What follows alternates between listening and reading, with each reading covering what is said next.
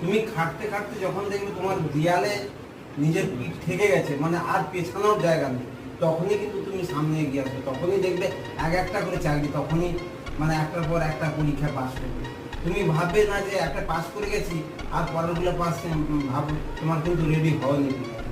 মানে যতক্ষণ না তুমি পেছাতে পেছাতে মানে রেডি হতে হতে দেয়ালে, আমরা বলে না একটা দেয়ালে পিঠ থেকে গেছে, তারপরে আর যাওয়ার জায়গা নেই, সেরকম দেয়ালে পিঠ থেকে যাওয়ার মতো একটা পর্যায়ে আসো, সমস্ত কিছু রেডি করে নিতে হবে। তারপরে দেখবে একটা যখন পাস করবে ধীরে ধীরে একটার পর দুটো তিনটে এইভাবে পাস করবে।